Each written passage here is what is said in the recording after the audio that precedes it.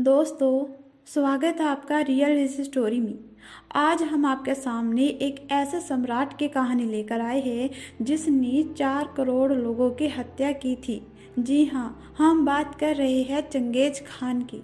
Genghis Khan एक बहुत क्रूर और कुशल मंगोलियाई सम्राट था जिसने अपनी युद्ध कुशलता से सन 1206 से 1227 के बीच एशिया और यूरोप के एक बड़े हिस्से को जीत लिया था। चंगेज खान का नाम सुनकर अच्छे अच्छे सुरमाओं के पसीने छूट जाते थे। चंगेज खान और उसकी सेना जिस भी क्षेत्र से गुजरती थी अपने पीछे बर्बादी की कई कहानियां छोड़कर चली जाती थी। चंगेज खान का जन्म सन 1162 के आसपास मंगोलिया के एक खानाबदोश कबीले में हुआ था। चंगेज खान का पिता यंगुसी बगातुर उनके कबीले का सरदार था। जब चंगेज खान सिर्फ 10 साल का था तो उसके पिता का देहांत हो गया। वो अपनी पत्नी और 7 बच्चों को अनाथ छोड़कर चला गया। अनाथ होने के बाद भी चंगेज खान मेहनत करता चला गया और आगे बढ़ता चला गया। कबीले के सरदार का बेटा होने की वजह से ही वो बचपन से युद्ध की बारीकियां सीखता रहा। बचपन में चंगेज खान बहुत गुस्सैल था। एक बार उसके एक छोटे भाई ने उसकी एक मछली चोरी करके खा ली। इस पर चंगेज को गुस्सा आ गया और उसने अपने भाई को मार डाला। चंगेज नाम के साथ खान लगा होने की वजह से अधिकतर लोग यह मान लेते हैं कि वह मुसलमान था, जबकि ऐसा नहीं है। चंगेज खान का असली नाम तैमुजिन था। चंगेज खान ने अपनी कुशलता से शुरू से ही अपने कबीले में अच्छा खासा प्रभाव बना लिया था। मंगोलों की सभा ने उसे अपना सरदार घोषित कर दिया और कागान की उपाधि दी, जो आगे चलकर खान में बदल गई। कागान का अर्थ होता है सरदार। तुमेजिन जब कागान या खान बना तब उसकी उम्र 51 साल हो चुकी थी।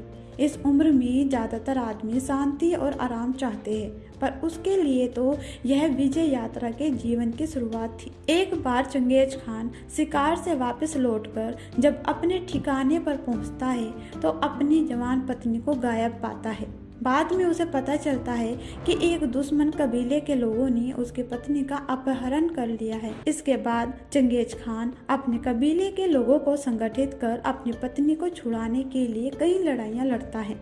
अपनी बीबी के मिल जाने के बाद भी अपनी जीतों से उत्साहित होकर लड़ाइयाँ जारी रखता है और दुनिया में सबसे ज्यादा क्षेत्र जीतने वाला सम्राट बन जाता है।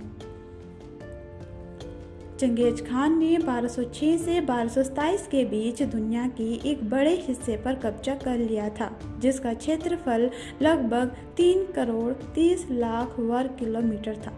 इतना क्षेत्रफल पूरे थल भाग का 22% है और वर्तमान भारत से 10 गुना ज़्यादा।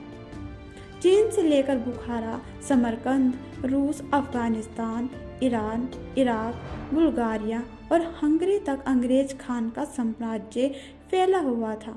इतना क्षेत्र आज तक कोई भी दूसरा सम्राट नहीं जीत सका है।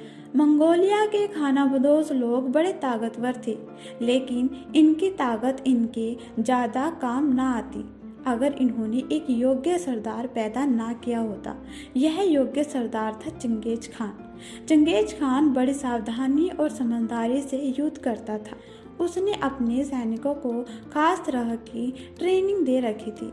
सबसे ज़्यादा वह घोड़ों को सिखाता था और इस बात का खास इंतजाम किया करता था कि युद्ध में एक घोड़ा मरने के बाद दूसरा फौरन सैनिकों के पास पहुंच सके, क्योंकि उस समय युद्ध में तेजी के लिए घोड़ों का बहुत ज़्यादा महत्व था।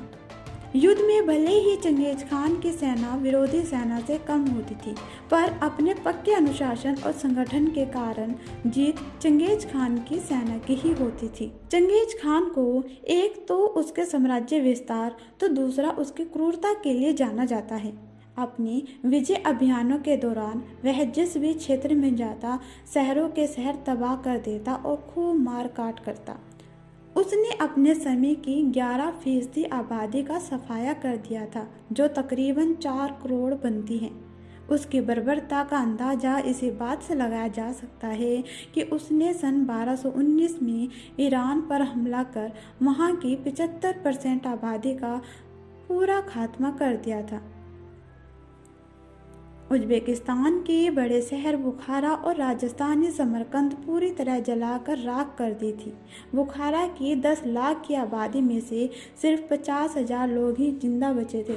चंगेज खान के हमले के समय जितनी आबादी पूरे ईरान की थी, उतनी आबादी वापस होने में 750 साल का लंबा समय लगा।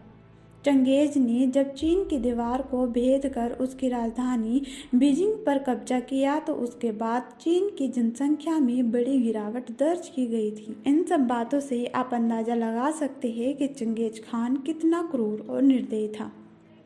चंगेज खान की मृत्यु घोड़े से गिरने की वजह से हुई थी। चंगेज खान 1227 में 65 साल की उम्र में एक बड़ा इतिहास अपने पीछे छोड़कर इस दुनिया से चला गया था। दोस्तों, वीडियो अच्छी लगे तो चैनल को लाइक शेयर सब्सक्राइब जरूर करना।